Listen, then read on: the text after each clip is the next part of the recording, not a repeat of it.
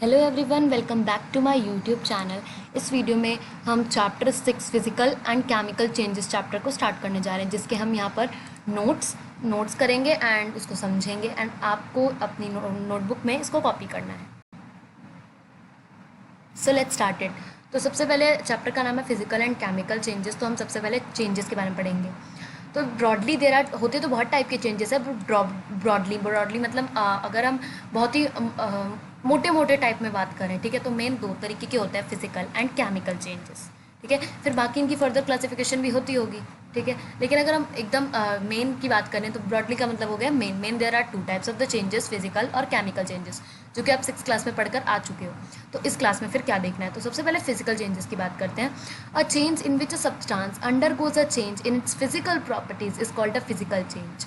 एक ऐसा सब्सटेंस जिसकी फिजिकल प्रॉपर्टीज़ में चेंज हो रहा है, उसे हम फिजिकल चेंज कहेंगे, जिसकी फिजिकल प्रॉपर्टीज़ में चेंज हो रहा है। अब हम देखते हैं ये फिजिकल प्रॉपर्टीज़ क्या होते हैं।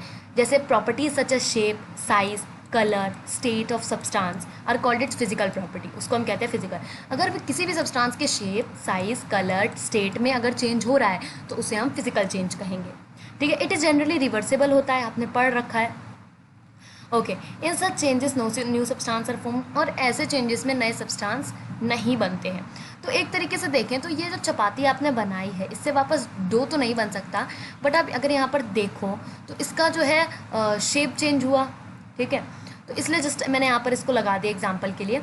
बाकी इसका फिजिकल चेंज का करेक्ट एग्जाम्पल आपको मिलेगा आइस के साथ। आइस जो है वो क्या करता है, अपना स्टेट चेंज कर लेता है, अपना शेप चेंज कर लेता है, एंड ये क्या कर रहा है, अपनी फिजिकल प्रॉपर्टीज चेंज कर रहा है, इसलिए इसको फिजिकल चेंज करेंगे। तो फिजिकल चेंज की डेफिनेशन है वही कि अ change in which substance undergoes changes in physical properties. अगर उसके फिजिकल प्रॉपर्टीज में चेंज आ रहा है तो हम उसको फिजिकल चेंज का नाम देते हैं। अब हम पढ़ते हैं chemical change. A change in which one और more new substance are formed is called a chemical change. जिसमें एक या एक से ज़्यादा नए सब्सटेंस बनते हैं तो उसे हम कहेंगे chemical change. A chemical change is also a chemical reaction. Chemical change को आप केमिकल रिएक्शन भी कहते हो। अब जैसे एग्जांपल में देखते हैं, digestion of food in our body. हमारे बॉडी में जो है फूड डाइजेस्ट हो रहा है। हमने क्या खाया था, फूड, ओके। एंड हमारी बॉडी में फूड न्यूट्रिएंट्स में बदल गया, हमारी बॉडी में फूड जो है वो जाकर न्यूट्रिएंट्स में बदल गया, तो एक नया सब्सटेंस बन रहा है, उससे हमें एनर्जी मिल रही है। तो डाइजेशन ऑफ फूड एक इसका बेस्ट एग्जांपल है। राइपनिंग ऑफ फ्रूट्स, जब फ्रूट जो होते हैं वो पक जाते हैं। फर्मेंटेशन ऑफ ग्रेप्स, ग्रेप्स भी मतलब उगना स्टार्ट हो जाते हैं जब उनकी जो ये लकीरें क्या कहते हैं उसको हम, जो डालियाँ होती हैं वो ऊपर ऊपर चढ़ने लग जाती हैं, उसमें बहुत सारे ग्रेप्स जो है वो आने लगते हैं, इसको हम फर्मेंटेशन ऑफ ग्रेप्स कहते हैं। अब और जब वो बहुत ज़्यादा ही ग्रो कर जाते हैं तो फिर वो सड़ भी जाते हैं, ये नया सब्सटेंस ही बन रहा है। एंड आप देख रहे होगे कि ग्रेप्स से ही हम जो है वो किशमिश जो है वो बनाते हैं, ठीक है। तो ये भी एक न्यू चीज़ बन रही है। Useful new material such as a plastic, detergents are produce by the chemical reactions. यहाँ तक कि प्लास्टिक्स एंड डिटर्जेंट्स भी किससे बनाए जाते हैं, प्लास्टिक डिटर्जेंट्स भी जो हैं वो एक तरीके के न्यू केमिकल चेंजेस हैं, मतलब नए सब्सटेंस हैं, इनको केमिकल रिएक्शंस के थ्रू बनाया गया है, ओके। अब नेक्स्ट देखते हैं। अब आपकी जो बुक है उसमें इतना बताने के बाद आपकी बुक में सबसे पहले फिजिकल चेंज बताया गया है, फिर रस्टिंग बताया गया है, फिर उसके बाद कुछ एक्टिविटीज़ बताई गई हैं, कुछ एक्सपेरिमेंट्स बताने के बाद फिर केमिकल चेंज बताया है, फिर से रस्टिंग बताया। तो हमने क्या किया, मैंने इसको पूरा ऑर्डर में कर दिया to not be to confuse. सबसे पहले फिजिकल चेंज, फिर केमिकल चेंज हम पढ़ लेते हैं, फिर ये सारी एक्टिविटीज़ पढ़ने के बाद रस्टिंग प्रोसेस हम पढ़ेंगे एंड क्रिस्टलाइजेशन हो गया। तो सबसे पहला जो सबसे फर्स्ट जो यहाँ पर एक्सपेरिमेंट है आपका वो है कि hold a small piece of magnesium ribbon. एक मैग्नीशियम रिबन आती है, वो कुछ इस तरीके से होती है दिखने में। लैब में जब आप ये एक्टिविटी करोगे तो उस कुछ इस तरीके से आप देखोगे अपने टीचर्स के हाथ में ऐसे मैग्नीशियम रिबन होता है, उसमें से ये एक स्ट्रिप्स निकालते हैं, इस तरीके की इसकी स्ट्रिप होती है। तो hold a small piece of magnesium ribbon with the pair of tongs and burn it with the Bunsen burner. इसको आप चिमटे की हेल्प से पकड़ सकते हो, टोंग्स की हेल्प से आप पकड़ लो एंड फिर इसको जलाना शुरू करो। जैसे ही आप जलाओगे तो इसकी ऑब्जर्वेशन क्या होगी, इसको अच्छे से नोट डाउन कर लेना इसी तरीके से। It burn with the dazzling white flame and forms a white powdery mass of the. अब कोई भी चीज़ जलने के बाद कुछ नई चीज़ तो बनाती नहीं है, कोई भी चीज़ अगर जल गई तो उसकी राख ही बनेगी, ठीक है, राख। तो अब यहाँ पर क्या होगा कि मैग्नीशियम रिबन आपने वो बहुत ही ज़्यादा वाइट फ्लेम के साथ जलेगी, मतलब इतनी ज़्यादा वाइट डेजलिंग फ्लेम होगी, कुछ इस तरीके से जलेगी। अभी आपको इसमें टोंग्स दिख रहा है, हाथ दिख रहा है, लेकिन आपको मैग्नीशियम रिबन ही नहीं दिख रहा होगा, वो इसलिए नहीं दिख रहा क्योंकि आप देख रहे हो कि कितनी ज़्यादा वाइट इसकी फ्लेम जो है वो ऊपर आ रही है, ठीक है, जलाने पर। अब जलने के बाद ये एक वाइट कलर का जो राख है वो प्रोड्यूस करेगी। आपने मोस्टली देखा होगा ग्रे कलर का होता है, वरना ब्लैक कलर की राख होती है। ये वाइट कलर का जो पाउडरी मास है उसको ये लेफ्ट करेगी, मतलब जो बाद में बचेगा। इस ऐश को, ये जो राख बची है, इसको हम ऐश नहीं कहेंगे, इसको हम मैग्नीशियम ऑक्साइड कहेंगे। मैग्नीशियम ऑक्साइड अब क्यों कह रहे हैं? क्योंकि मैग्नीशियम था, मैग्नीशियम रिबन थी, मैग्नीशियम का शॉर्ट फॉर्म में होता है Mg, ओके। मैग्नीशियम थी, ये ऑक्सीजन के साथ जलने पर बन गई मैग्नीशियम ऑक्साइड, इसको शॉर्ट फॉर्म में हम ये कहेंगे। ये लिखना बहुत ज़रूरी है ब्रैकेट में, जिस तरीके से यहाँ लिखा हुआ है उसी तरीके से आपको लिखना है। तो जब मैग्नीशियम ऑक्सीजन के साथ मिलकर जल गई तो मैग्नीशियम ऑक्साइड बना लिया उसने, ठीक है। अब आपको क्या करना है, ये आप वाइट पाउडर मतलब मैग्नीशियम ऑक्साइड आप कलेक्ट करो टेस्ट ट्यूब में और उसमें वाटर डाल दो, उसमें वाटर डालकर उसको अच्छे से मिक्स कर दो, ठीक है। अब यहाँ पे आपने टेस्ट ट्यूब लिया, ये जो राख बची थी इसको डाल दिया एंड इसके अंदर वाटर डालकर इसको मिक्स कर दिया, ओके। जब आपने मैग्नीशियम ऑक्साइड में वाटर डाला तब ये मैग्नीशियम हाइड्रोक्साइड बन गया। अब जिस तरीके से यहाँ लिखा है उसी तरीके से आपको लिखना है, ये बड़ा ब्रैकेट लगाना है, फिर अंदर छोटा ब्रैकेट, ये दोनों, एंड यहाँ पर भी, ठीक है। एंड ये जो 2 यहाँ पर आपको दिख रहा है ये छोटा सा यहाँ लिखा जाएगा, ओके। अब यहाँ पर है कि जब मैं मैग्नीशियम ऑक्साइड को, जो राख है, उसको वाटर के साथ मिला दूंगी तो वो मैग्नीशियम हाइड्रोक्साइड बना लेगा, ठीक है। क्योंकि वाटर के अंदर क्या होता है, हाइड्रोजन और ऑक्सीजन, तो हाइड्रो ऑक्साइड, ओके। तो मैंने क्या किया, अब मैं इसको लिटमस पेपर से टेस्ट करूँगी। अब जो मेरा मैग्नीशियम हाइड्रोक्साइड आया है इसको मैं लिटमस पेपर के साथ टेस्ट करूँगी। जैसे मैंने लिटमस पेपर जो है वो डाला, मैंने आपको 5th चैप्टर में भी बहुत अच्छे से एक्सप्लेन किया है, बहुत ज़्यादा अच्छे से, कि जिसके पीछे भी OH आता है इस क्लास तक के लिए, जिसके पीछे भी OH आ रहा है वो क्या है, बेस।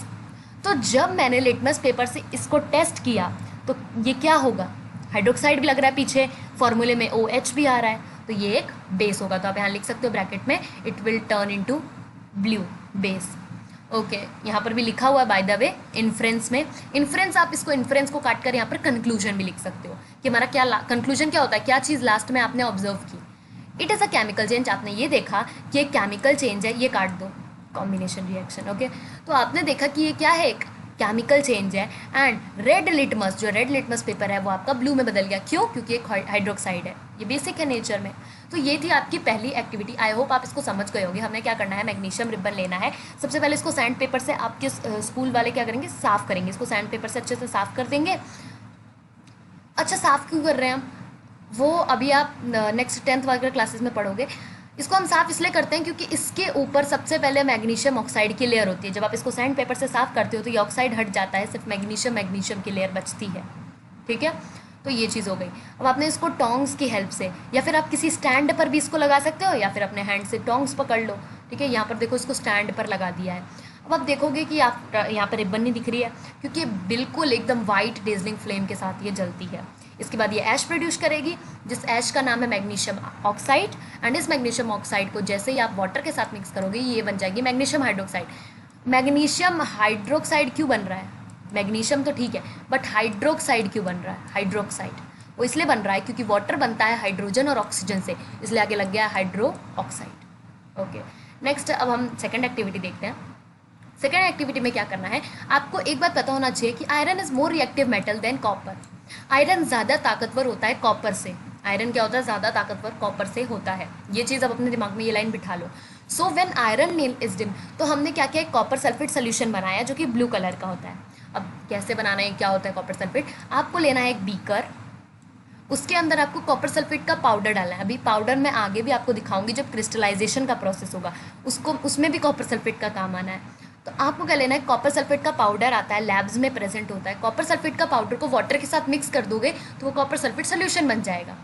एंड कॉपर सल्फेट का पाउडर ब्लू कलर में होता है, इसके ब्रैकेट में यहाँ पर, ओके यहाँ पर तो है, which is blue in colour. अगर आपको इतनी बड़ी लाइन नहीं लिखनी है, which is blue in colour, तो ब्रैकेट में ब्लू लिख दो, ओके। ये चीज़ कर दिया हमने, कॉपर सल्फेट सोल्यूशन बना लिया। अब इस कॉपर सल्फेट, ये कॉपर सल्फेट सोल्यूशन बना लिया, इस कॉपर सल्फेट सोल्यूशन के अंदर, ओके वेट, यहाँ पर हम क्या करते हैं, ये है हमारा कॉपर सल्फेट सोल्यूशन, जिसके अंदर हमने डाल दी है एक आयरन की नेल। ये हमारा कॉपर सल्फेट है, कॉपर सल्फेट, एंड ये हमारी आयरन की नेल। अब हमने बोला था आयरन की नेल ज़्यादा ताकतवर है कॉपर सल्फेट से, ठीक है। तो then more reactive iron displace the copper from the compound and make its own compound ferrous sulphate which becomes green in color and there is a brown colored layer get on the iron nail that is actually copper। अब होगा क्या यहाँ पर, इसको ध्यान से देखना। अगर आपके घर में आयरन नेल लिया तो आप ब्लेड भी ले सकते हो, ठीक है। अब ये पूरा प्रोसेस ध्यान से समझना। कॉपर सल्फेट का शॉर्ट में हम इसका शॉर्ट फार्मूला होता है CuSO4। ये जो SO4 है इसका मतलब होता है सल्फेट, Cu का मतलब होता है, Cu का मतलब हो गया कॉपर एंड SO4 का मतलब हो गया सल्फेट। इसका मतलब हो गया कॉपर। ध्यान से रखना, हमने क्या बनाया है, कॉपर सल्फेट सोल्यूशन। तो Cu का मतलब हो गया कॉपर, सल्फेट का मतलब हो गया सोल्यूशन। ये क्या है, एक कंपाउंड है, ठीक है। कंपाउंड क्या होता है, दो चीज़ों से मिलकर बना होता है। तो दो चीज़ों से मिलकर बना है ना, कॉपर और सल्फेट। दो चीज़ों से मिलकर कॉपर सल्फेट बना है। ओके, अब कॉपर सल्फेट सोल्यूशन में हमने क्या मिला दिया था, आयरन नेल। आयरन का फॉर्मूला क्या होता है, आयरन का फॉर्मूला होता है Fe। आज के बाद दिमाग में बिठा लो, आयरन का फॉर्मूला होता है Fe। ओके, तो जब कॉपर सल्फेट सोल्यूशन पूरा आयरन नेल के साथ मिक्स हो गया तो आयरन तो बहुत ताकतवर था, ठीक है। यहाँ पे पहली लाइन में लिखा हुआ है कि आयरन बहुत ज़्यादा रिएक्टिव मेटल है, ठीक है। वो किसी के साथ भी रिएक्ट कर सकता है। तो आयरन ने क्या किया, कॉपर को मार दिया धक्का, ठीक है। आयरन ने कॉपर को धक्का मारा। धक्के मारने को इंग्लिश में क्या कहते हैं, डिस्प्लेस करना कहते हैं ना। तो अभी अब इसका काम आएगा आगे। तो अब यहाँ पर क्या बन गया, जब आप आयरन नेल को थोड़ी देर इसमें डुबा के देखोगे तब क्या नई चीज़ बनेगी, अब हम वहाँ लिखते हैं। अब आयरन को गुस्सा आ गया, आयरन ने कॉपर को हटा लिया और कॉपर की जगह खुद को ले लिया। तो ये बन गया FeSO4। क्या बन गया, FeSO4। और कॉपर को अपनी जगह पर डाल दिया, कॉपर को अपनी जगह पर डाल दिया और खुद कॉपर की जगह आ गया धक्का मारकर उसको। तो अब यहाँ पर ये क्या हो जाएगा, फी का मतलब होता है आयरन सल्फेट। फी का मतलब क्या था, आयरन, एंड SO4 का मतलब था सल्फेट। तो क्या बन गया, आयरन सल्फेट। अब यहाँ पर आपने देखा होगा, यहाँ पर लिखा है AQ। AQ का मतलब क्या है, AQ का मतलब है ये एक सोल्यूशन है, एंड S का मतलब क्या है, ये एक सॉलिड है। अच्छा, कॉपर सल्फेट सोल्यूशन कहाँ पर था, आप बोलोगे यहाँ मुझे ब्लू ब्लू दिख रहा था, ये पूरा सोल्यूशन जो पूरा हमने बनाया है ये तो ब्लू ब्लू था दिख रहा है। मैंने बोला आयरन कहाँ था, आपने बोला कि ये जो आयरन नेल है यही है। लेकिन अब मैं आपसे पूछती हूँ कि FeSO4 कहाँ है, FeSO4। देखो, रिएक्शन के पहले ब्लू कलर था, रिएक्शन के पहले ब्लू कलर था, रिएक्शन के बाद आप देखोगे कि ये ग्रीन कलर में बदल गया है। किसमें, ग्रीन कलर में। यहाँ पर इन्होंने आयरन नेल यूज़ किया है। इस आयरन के ऊपर क्या जमा हुआ है, आयरन के ऊपर क्या जमा हुआ है, कॉपर। और ये क्या है, FeSO4। ये FeSO4 है, ठीक है। पहले क्या था, ब्लेड के ऊपर आयरन जमा था एंड ये CuSO4 था, बट Cu को धक्का मारकर Fe ने अपनी जगह ले ली और आयरन सल्फेट बन गया और कॉपर अलग हो गया। यही चीज़ यहाँ लिखी है कि and make its own compound ferrous sulphate. और वो अपना खुद का कंपाउंड बना लेगा। क्या बना लेगा, ferrous सल्फेट। ferrous, अब यहाँ पर मैं आयरन सल्फेट नहीं बोल रही हूँ, ferrous सल्फेट बोल रही हूँ। क्यों बोल रही हूँ ferrous सल्फेट, क्योंकि आयरन का फॉर्मूला होता है Fe। Okay, which becomes green in colour, जो कि ग्रीन कलर में बदल जाएगा। रिएक्शन के बाद जब थोड़ी देर रखोगे तो ये अपने आप ग्रीन कलर में बदल जाएगा। Okay, and there is brown coloured layer. Okay, and there is brown coloured layer get on the iron nail that is actually copper. तो आपको आयरन नेल के ऊपर, चाहे वो ब्लेड हो, आपने कुछ भी यूज़ किया हो, तो आपको आयरन नेल के ऊपर कौन सा कलर दिखेगा, ब्राउन कलर का कलर दिखेगा। वो ब्राउन कलर आयरन नहीं है, वो ब्राउन कलर क्या है, कॉपर। ओके, एंड ये रिएक्शन है कि CuSO4, ये AQ काट दो, ये AQ काट दो, ये S काट दो, ये भी काट दो, ठीक है, ये सब काट दो। तो जब आपने CuSO4 मतलब कॉपर सल्फेट के साथ Fe मतलब आयरन मिक्स किया, तो आयरन सबसे ज़्यादा रिएक्टिव मेटल, उसने कॉपर को धक्का दे दिया और खुद जगह ले ली, FeSO4 ferrous सल्फेट बन गया प्लस Cu। ओके, तो इसमें क्या हुआ, change in colour of the copper sulphate solution due to the reaction with iron. तो कॉपर सल्फेट का कलर चेंज हो गया जब उसने आयरन के साथ रिएक्ट किया। तो आप चाहो तो change in the colour of copper sulphate, okay, ये लिखना है। ओके, ठीक है, ये डायग्राम आपको अपनी नोटबुक में बनाना है। आई होप आपको बहुत ही अच्छे से क्लियर होगा। नहीं क्लियर होगा तो आप वीडियो में वापस जाकर देख सकते हो। एक और बार मैं यहाँ पर रिवाइज करवाना चाहूँगी कि जो कॉपर है, कॉपर सल्फेट था, जब आपने कॉपर सल्फेट का पाउडर वाटर में मिक्स कर दिया तो ये कॉपर सल्फेट का सोल्यूशन बन गया, ठीक है। इसमें आपने डाल दिया एक आयरन ब्लेड या फिर आयरन नेल डाल दिया, ठीक है। अब क्या बनेगा, थोड़ी, ये कौन सा था, ये था ब्लू कलर का, ये था ब्लू कलर का। जब इसको मैंने थोड़ी देर टच भी नहीं किया, कुछ नहीं किया, ठीक है, रखा, तो क्या हुआ कि जो आयरन है उसने कॉपर की जगह ले ली, ये बन गया फेरस सल्फेट। अब मैं बार बार फेरस इसलिए बोल रही हूँ क्योंकि जो सिंबल है, सिंबल से हम इसका नाम तय करते हैं, ठीक है, इसके नेम से नहीं। जैसे कॉपर है तो कॉपर हम इसको नहीं बुलाएंगे, अगर समझ लो कॉपर का CU नहीं होता, कुछ और होता, तो हम उसको कुछ और बुलाते। आयरन का अगर I होता तो आयरन बुलाते, बट आयरन का FE है इसलिए हम इसको फेरस बुलाएंगे। ओके, तो आयरन ने तो इसको धक्का मार दिया और कॉपर को अपनी जगह भेज दिया, एंड ये सोल्यूशन ग्रीन कलर का होगा। अब कॉपर कहाँ दिखेगा आपको? कॉपर ब्लेड के ऊपर दिखेगा, ठीक है, पहले आपको आयरन दिख रहा था, अब कॉपर दिखेगा। ओके, अब हमने कर लिया, वही सेम चीज़ लिखिए कि copper sulphate solution blue colour का होता है, प्लस उसमें अगर आपने आयरन मिला दिया फिर बनेगा आयरन सल्फेट सोल्यूशन जो कि ग्रीन कलर का होगा, एंड कॉपर क्या होगा? Brown deposit. आप चाहो तो ये नहीं लिख सकते हो एंड उसकी जगह ये लिख सकते हो। अब यहाँ पर देखो बोला है आयरन सल्फेट सोल्यूशन, अब आयरन सल्फेट सोल्यूशन बोला या फेरस सल्फेट। अब मैं आपको ऑप्शन देती हूँ, आपकी बुक में लिखा हुआ है आयरन सल्फेट, तो आपको यहाँ पर आयरन सल्फेट ही लिखना है। सो आपको क्या लिखना है एक बार मैं यहाँ पर रिपीट कर देती हूँ, क्योंकि आपको ये सारा नहीं लिखना है, उसमें कुछ चीज़ें एक्स्ट्रा ऐड है। Iron is more reactive metal than copper, so when iron nail is dipped in the copper sulphate solution, फिर इतना ये काट देना एंड ये ब्रैकेट में लिख देना ब्लू, फिर लिखना then more reactive iron displaces copper from its compound, ठीक है, ओके, एंड मेक, ये काट देना, and make ferrous sulphate which becomes green in colour, ठीक है। आप चाहो तो फिर से ये विच बिकम्स काट कर ये ग्रीन ब्रैकेट में लिख सकते हो, and there is a brown colour, and ferrous की जगह काट कर आपको लिखना है आयरन, ये मैं आपके लिए इजी कर रही हूँ, वरना चाहो तो आप ये खुद लिख सकते हो। And there is a brown colour layer get on the iron nail that is actually copper. फिर आप ये वाली रिएक्शंस को आप जो है कट कर दो, ठीक है, एंड आप ये लिख सकते हो, ये वाला इट्स बेस्ट, ओके, इसमें ये नहीं यूज़ किया है। ओके, तो लिखना क्या है? Iron is more reactive metal than the copper, so when iron nail is dipped in the copper sulphate solution blue, then more reactive iron displace copper from its compound and make iron sulphate which becomes green, फिर full stop, and there is a brown coloured layer gets on the iron nail that is actually copper. तो I hope आपको इसका मतलब भी समझ आ गया होगा। Okay, next है एक और एक्टिविटी है, ये आपकी third activity. When vinegar is added to a pinch of, and ये बहुत इंपॉर्टेंट है, इसमें आपको एक्टिविटी नहीं पूछी जाएगी, इसमें आपको वन वर्ड क्वेश्चन पूछा जाएगा। एंड जो दो एक्टिविटीज हम ऊपर की पढ़कर आए हैं, जो मैग्नीशियम वाली पढ़ी है उसमें आपको रिएक्शन पूछा जाता है mg, एंड जो दूसरी हमने पढ़ी है उसको पूरा पूछा जाता है, ठीक है, उसका कलर पूछा जाता है कि कॉपर सल्फेट सोल्यूशन का क्या कलर था और आयरन सल्फेट का क्या कलर होगा, ठीक है। तो इसके लिए आप MCQ की वीडियो भी देख सकते हो। ओके, एंड नोट्स देखना तो बिल्कुल मत भूलना हर चैप्टर का। नेक्स्ट है when vinegar is added to a pinch of baking soda, hissing sound will, इसमें आपको क्या पूछा जाएगा कि अब जब मैं विनेगर को बेकिंग सोडा के साथ ऐड कर दूंगी, मिक्स कर दूंगी, मैंने विनेगर और बेकिंग सोडा को मिक्स कर दिया, तो जैसे ही मैं विनेगर के अंदर बेकिंग सोडा डालूंगी तो आपको एक हिसिंग साउंड सुनाई देगी, हिस कर, ठीक है, विल बी हियर्ड, एंड उसमें से आपको बबल्स निकलना शुरू होंगे। तो ये आप लर्न कर लो कि एक हिसिंग साउंड सुनाई देगी and bubbles will come out, and साथ में एक गैस भी आएगी, ठीक है, एंड साथ में गैस आएगी। इस गैस को आपको क्या करना है? लाइम वाटर में पास करवाना है। अब जैसे अगर कुछ चीनी वगैरह होती, चीनी वगैरह निकलती या बबल्स निकलते, इन सबको तो आप पास भी करवा देते, किसी गैस को आप कैसे पास करवा सकते हो? तो उसके लिए भी है, नेक्स्ट स्लाइड में भी हम देखेंगे।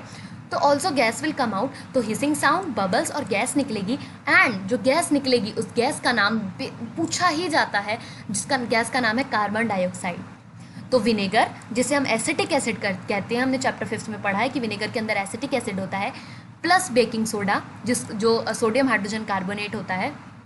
देखो मैंने पहले भी बताया था, बेकिंग सोडा तो ठीक है, लेकिन अगर मॉइस्ट बेकिंग सोडा, इधर आप लिख लेना मॉइस्ट बेकिंग सोडा, मतलब अगर बेकिंग सोडा में थोड़ा सा वाटर वगैरह मिला हुआ है तब आप इसको सोडियम हाइड्रोजन कार्बोनेट कहोगे, वरना सोडियम कार्बोनेट। ओके, तो जब विनेगर में बेकिंग सोडा मिला तो इसने बनाया कार्बन डाइऑक्साइड और कुछ अदर सब्सटेंस। वो अदर सब्सटेंस क्या थे?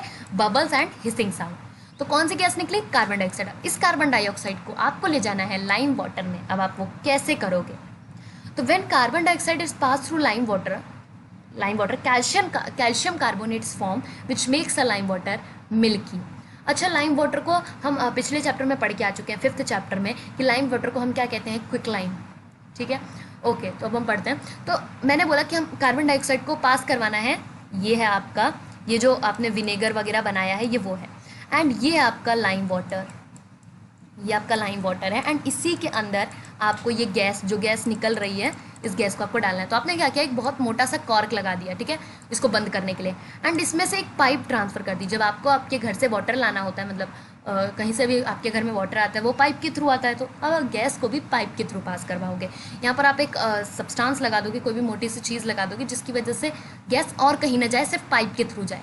तो अब गैस पाइप के थ्रू चली जाएगी लाइम वाटर में, गैस चली गई लाइम वाटर में। गैस यहाँ इस वाली टेस्ट ट्यूब में क्या है, विनेगर प्लस बेकिंग सोडा। जैसे ही कार्बन डाइऑक्साइड यहाँ से गई, यहाँ पर आपको 2-3 डॉट्स दिखा देना है, जैसे ही कार्बन डाइऑक्साइड इसमें गई तो लाइम वाटर क्या हो जाएगा, मिल्की हो जाएगा। लाइम वाटर क्या हो जाएगा, मिल्की। ये 1 वर्ड क्वेश्चन आता है कि जब when carbon dioxide is pass through lime water, ठीक है, what it forms and lime water turn in, कैसे टर्न हो जाता है, उसका टेक्सचर क्या होता है। तो कैल्शियम कार्बोनेट बनता है, कैल्शियम कार्बन, अब ये लाइम वाटर नहीं रहा, अब ये हो गया है कैल्शियम कार्बोनेट, एंड साथ में लाइम वाटर मिल्की हो जाता है। तो यहाँ पर अब रिएक्शन देख लो कि जब कार्बन डाइऑक्साइड, आई होप आप, मेरे को पता है कि जो है आपके लिए रिएक्शंस बहुत ज़्यादा हार्ड होगी, बट आप इसको जब बहुत बार लिख के पढ़ोगे तो ये हो जाएगा।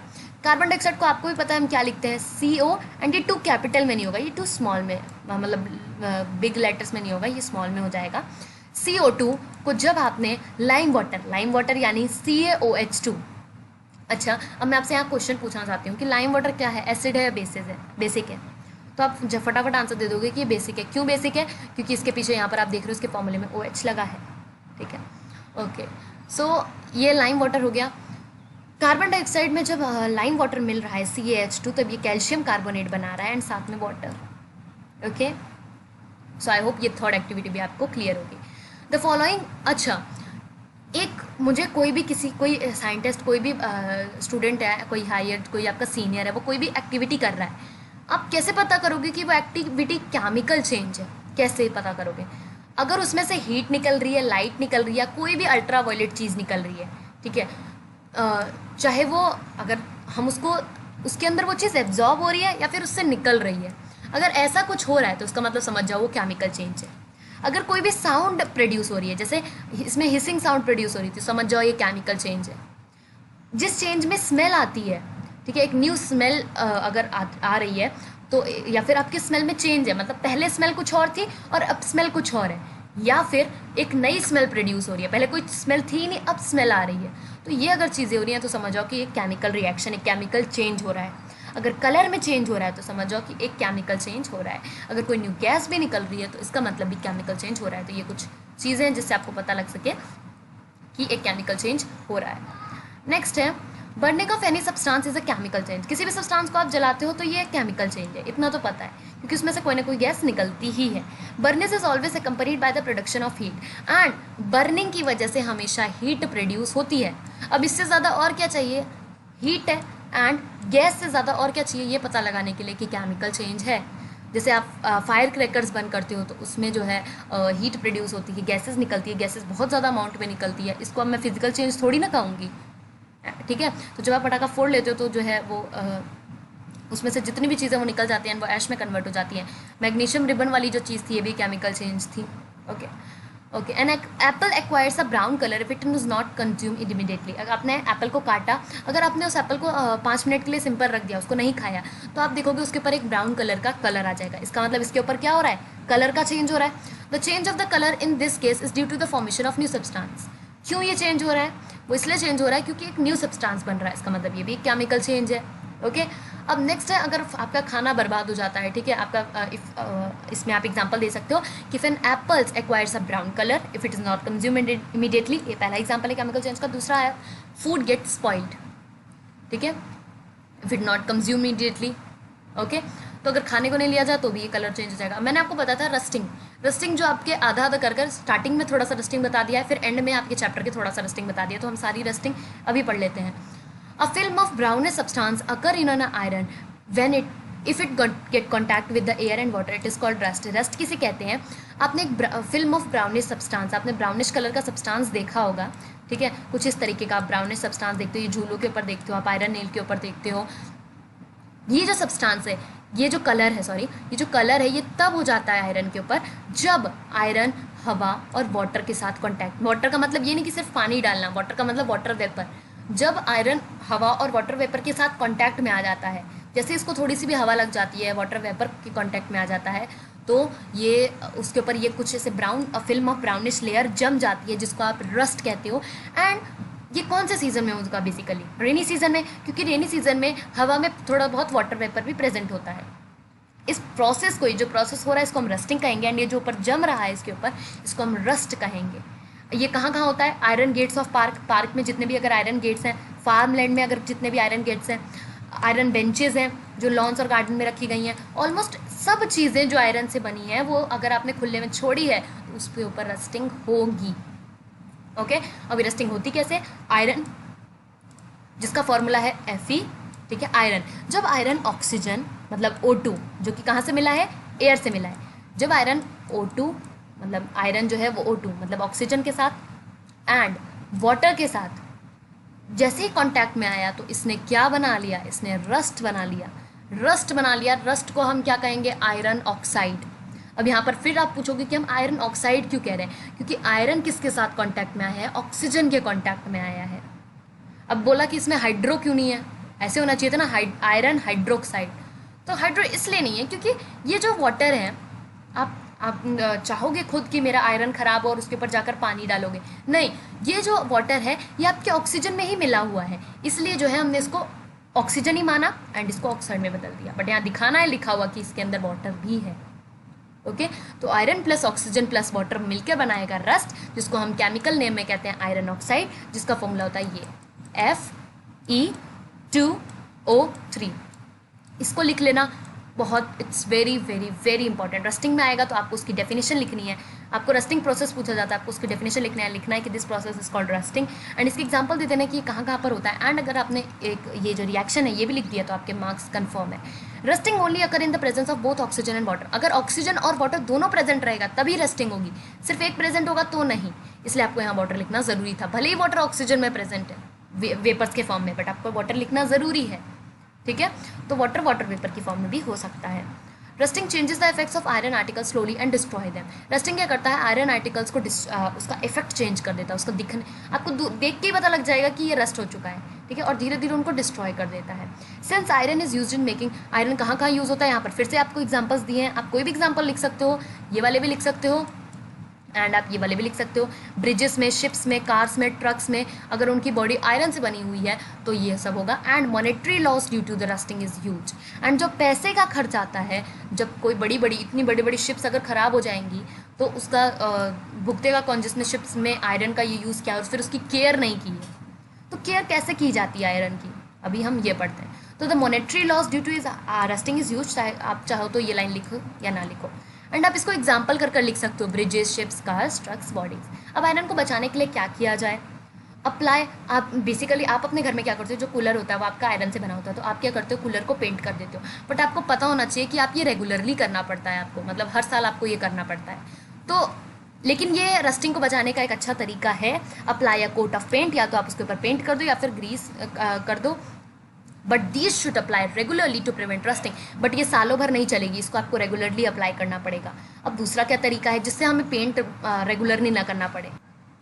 Deposit a layer of metal like chromium, zinc on iron. जो आयरन की शिप आपने बनाई है, जो आयरन का जो ब्रिज है उसको आपने बनाया, आप ऐसा कर सकते हो कि उसके ऊपर एक और मेटल लगा दो। आयरन तो एक मेटल है ही, उसके ऊपर आप एक और मेटल का डिपॉजिट कर दो, एक और लेयर मेटल की लगा दो। ये है आयरन, इसके ऊपर आप एक और जो है जिंक का लगा सकते हो या फिर क्रोमियम का लगा सकते हो। जब आप जिंक का लगाते हो, ये जो प्रोसेस है depositing a layer of zinc on iron, जब आप आयरन के ऊपर जिंक की लेयर लगाते हो तो इस प्रोसेस को हम गैल्वेनाइजेशन कहते हैं, ठीक है। जब क्रोमियम की लगाते हो तो फिर तो वो है ही क्रोमियम की लगाते हो, बट इस क्लास में आपको इतना बताया है कि जब आप जिंक की लेयर को डिपोजिट करते हो आयरन के ऊपर ताकि वो खराब ना हो, तब इस प्रोसेस को हम गैल्वेनाइजेशन कहते हैं। ये प्रोसेस जनरली पूछी जाती है एक मार्क्स में, इसलिए इसको स्टार मार्क कर लेना।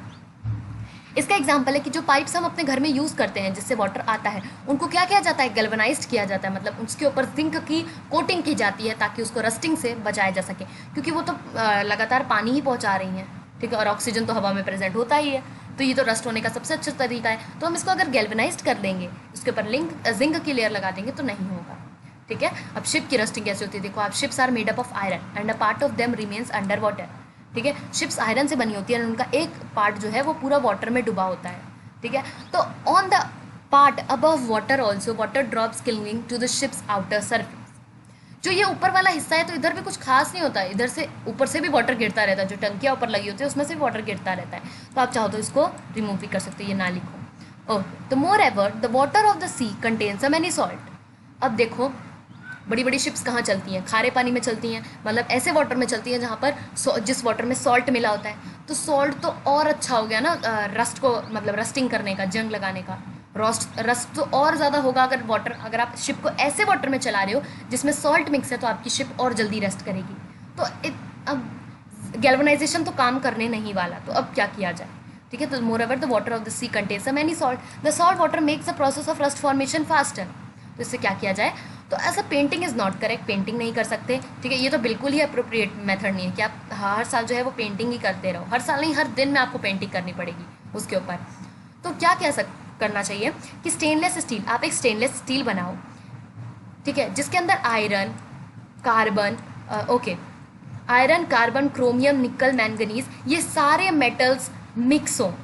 आपने ये स्टेनलेस स्टील बनाई जिसके अंदर ये सारे मेटल मिक्स हों, ठीक है। तो stainless steel is made by mixing iron with carbon, iron को कार्बन के साथ मिक्स कर एंड साथ में क्रोमियम, निकल और मैंगनीज जैसे मेटल को मिक्स कर कंफ्यूज मत होना, ये मेटल्स के नाम है। जब आप इन सबको मिक्स कर देते हो तो एक स्टेनलेस स्टील बन जाती है। इस स्टेनलेस स्टील की लेयर को चढ़ा दिया जाता है शिप्स के ऊपर, जिसकी वजह से शिप्स रस्ट नहीं होती हैं। सो आपकी बुक में एक ब्लू बॉक्स दे रखा है जिसके अंदर ये चीज़ लिखी हुई है, तो यहाँ पर मैं इसमें से 1 मार्क्स का क्वेश्चन आएगा generally. Ozone layer is present in our atmosphere, हमारे एटमोसफेयर में, ये देखो हमारा ये अर्थ है, ये जो आपको ये ब्लू, लाइट ब्लू कलर की लेयर दिख रही है, ये जो है ये हमारे एटमोसफेयर की लेयर है, हवा की लेयर है, एयर की। बट आपको ये जो लेयर दिख रही है, ये एकदम डार्क ब्लू कलर की थोड़ी सी, ये जो है हमारे ओजोन लेयर होती है, ये एयर के ऊपर वाली लेयर होती है। ये लेयर क्या करती है, बेसिकली सन से कुछ अल्ट्रावायलेट रेज आती हैं। ये अल्ट्रावायलेट रेज हमारे ह्यूमंस बीइंग के लिए बहुत ही ज़्यादा घातक होती है, मतलब बहुत ही ज़्यादा हार्मफुल होती हैं। ये अगर स्किन पे पड़ गई तो उसको बहुत बुरी तरीके से जला देती हैं। तो ये जो ओजोन लेयर क्या करती है, ये जो भी यूवी रेज आ रही हैं, ये इसको प्रोटेक्ट करती है, मतलब अर्थ के अंदर घुसने नहीं देती हैं। बट हाँ, हमारे अर्थ में एक जगह है जहाँ पर ओजोन लेयर नहीं प्रेजेंट है, वो अफ्रीका वाली साइड है बेसिकली, जहाँ पर ओजोन लेयर प्रेजेंट नहीं है और ये यूवी रेज एंटर कर जाती हैं अर्थ में। बट ये आप देख सकते हो, बहुत अच्छा कोइंसिडेंस है कि उस तरफ ठंडी ही पड़ती है, तो लोग क्या करते हैं, अपने शरीर को हमेशा ढके रहते हैं ठंडी की वजह से, जिसकी वजह से उनकी स्किन पर ओजोन लेयर भी नहीं पड़ती एंड यहाँ पर ओजोन लेयर यूवी रेज उनके स्किन पर नहीं पड़ती है। अब ओजोन लेयर देखते हैं क्या करती है। ओजोन लेयर जो है absorb these rays and break down into oxygen. वो करती क्या है, बेसिकली ये यूवी रेस को एब्जॉर्ब कर लेंगी, यूवी रेस को ओजोन लेयर एब्जॉर्ब कर उसको ऑक्सीजन में तोड़ देंगी, और ये ऑक्सीजन हमारे लिए जो है बहुत ही ज़्यादा फायदेमंद है, ठीक है। ऑक्सीजन में तोड़ के फिर ये इसको एंट्री लेने देंगी। If ultraviolet rays were not, अगर अल्ट्रावायलेट रेज, अगर ये यूवी रेज जो है ओजोन एब्जॉर्ब ना करें तो ये अर्थ में पहुंच जाएंगी एंड हमारे लिए बहुत हार्म करेंगी, और जितनी भी, सिर्फ ह्यूमन बीइंग को नहीं, जितनी भी लिविंग चीज़ें हैं हमारे अर्थ पे, ठीक है। Ozone act as a natural shield against the radiation. इस रेडिएशन के थ्रू, इस रेस के थ्रू, ये जो रेज हैं ये एक नेचुरल शील्ड है, मतलब ये इंसान ने तो बनाई नहीं है, तो भगवान ने ही जस्ट हमें प्रोवाइड की है, तो इसको हम नेचुरल शील्ड की तरह मानते हैं। ओके, नेक्स्ट है क्रिस्टलाइजेशन प्रोसेस। ये लास्ट प्रोसेस है, बहुत इंपॉर्टेंट प्रोसेस है। इसमें ये पूछा जाता है कि क्रिस्टलाइजेशन में ये नहीं पूछा जाता कि क्रिस्टलाइजेशन प्रोसेस आप बताओ, ये पूछा जाता है कि क्रिस्टल्स को कैसे बनाया जाए। अच्छा, तो आपने देखा होगा कि सॉल्ट कहाँ से ऑब्टेंड होता है, सॉल्ट सीज से ऑब्टेंड होता है, ठीक है। सी, जितनी भी सीज होती हैं, ठीक है, वहाँ से सॉल्ट बनाया जाता है। बट आपको पता होना चाहिए कि वो जो सॉल्ट होता है वो इम्प्योर होता है, मतलब वो प्योर नहीं होता है। उसको प्योर करने के लिए हम क्रिस्टलाइजेशन प्रोसेस का इस्तेमाल करते हैं। जब हम ये प्रोसेस करते हैं तो फिर सॉल्ट के बड़े बड़े क्रिस्टल्स निकल कर आते हैं। बट हम इस क्लास में सॉल्ट का क्रिस्टलाइजेशन नहीं, कॉपर सल्फेट का क्रिस्टलाइजेशन देखेंगे, कॉपर सल्फेट का। ओके, सेम उसी तरीके से बाकियों का भी किया। तो ये जो एक्टिविटी है, ये जितनी ये चीज़ें लिखी हुई हैं यहाँ तक, ये आप अच्छे से अपने माइंड में बिठा लो, एकदम अच्छे से ये प्रोसेस पूछा जाता है। आपको क्या लेना है, एक बीकर लेना है, take a cup full of water in a beaker, water लो and add a few drops of dilute sulphuric acid, उसमें जो है वो डिल्यूट सल्फ्यूरिक एसिड डाल दो। ठीक है, ये आता है डिल्यूट का मतलब होता है जो गाढ़ा फॉर्म का सल्फ्यूरिक एसिड आता है, उसको आप, उस एसिड को आप इसमें डाल दो। हीट द वाटर, इस वाटर को गर्म करना है एंड जब ये बॉईल होना शुरू हो जाए, व्हेन इट स्टार्ट बॉइलिंग, तो इसके अंदर आपको कॉपर सल्फेट का पाउडर डाल देना है। कॉपर सल्फेट का पाउडर कुछ इस तरीके से होता है, कुछ इस तरीके का कॉपर सल्फेट का पाउडर होता है, ब्लू कलर का होता है। इसको डालने के बाद आपका बीकर ब्लू कलर का बन जाएगा। बीकर नहीं, जो उसके अंदर सोल्यूशन है, आपने कॉपर सल्फेट पाउडर डाल दिया। अब इतना कॉपर सल्फेट पाउडर डालो, इतना कॉपर सल्फेट पाउडर डालो कि वो कॉपर सल्फेट पाउडर डिजॉल्व होने के लायक ना बचे, मतलब सैचुरेटेड सोल्यूशन बन जाए। ठीक है, तो continue adding the copper sulphate powder till no more powder can be dissolve, तब तक डालते रहो जब तक और पाउडर नहीं डिजॉल्व हो सकता। अब क्या करना है, फिल्टर द सोल्यूशन, इस सोल्यूशन को डाल दिया आपने, अब आप इस सोल्यूशन को फिल्टर करो। ठीक है, and allow it to cool without disturbing. अब 3 से 4 दिन के लिए आप इसको बिना डिस्टर्ब करे, इसको बिल्कुल डिस्टर्ब मत करो, ठंडा होने दो। ठीक है, अब फिर थोड़े दिन बाद आप देखोगे कि इसमें प्योर क्रिस्टल्स, प्योर क्यों कह रहे हैं, क्योंकि वो पहले इम्प्योर था, जो सॉल्ट भी होता है वो पहले इम्प्योर होता है, तो pure crystals of copper sulphate will be observe, आपको दिखेंगे। अगर नहीं दिखने तो फिर से आप उसको थोड़े दिन के लिए रखो, आपको ज़रूर दिखेंगे। ठीक है, क्रिस्टल्स बहुत फॉर्म में होते हैं। ठीक है, इतने बड़े बड़े क्रिस्टल्स भी आपके निकल सकते हैं, इतने छोटे छोटे क्रिस्टल्स भी आपके निकल सकते हैं, इस तरीके से भी निकल सकते हैं। देखो, पहली एक्टिविटी कुछ इस तरीके से होती है, लैब्स में आपको कुछ इस तरीके से, इस डब्बे में आपका कॉपर सल्फेट होता है, before and after crystallisation, crystals ऐसे बनेंगे बाद में। ये क्रिस्टल का पाउडर आपने मिक्स किया और इतना मिक्स किया जब तक ये मिक्स होने के लायक ना बचा, तो यही प्रोसेस था क्रिस्टलाइजेशन। यहाँ पर हमने ये पूरा जो चैप्टर है उसके नोट्स समझ के हमने इसको पूरा एकदम अच्छे से, आपने आई थिंक कॉपी में भी नोट डाउन कर लिया होगा, एंड अब इसको अच्छे से रिवाइज कर लेना, एंड जो भी इंपॉर्टेंट चीज़ें जो मैंने बताई हैं उसको स्टार मार्क कर लेना, जो कि आपको एग्जाम के टाइम पर रिवीजन करने में हेल्पफुल होंगे। एंड NCERT सोल्यूशन ज़रूर देखना, जिसका लिंक आई बटन में है इसी चैप्टर का, एंड MCQs भी ज़रूर देखना। एंड अगर आपको ये वीडियो अच्छी लगे तो इसको लाइक करना एंड शेयर करना अपने क्लास ग्रुप, स्कूल ग्रुप्स में, जिससे उनको भी ये नोट्स मिल सके एंड हेल्पफुल हो। एंड एक कमेंट तो ज़रूर करना कि आपको वीडियो कैसे लगे, एंड अगर आपका कोई डाउट हो वो भी आप कमेंट कर सकते हो, एंड आपको किस चैप्टर पे कैसी वीडियोस चाहिए वो भी आप मुझे कमेंट कर बता सकते हो।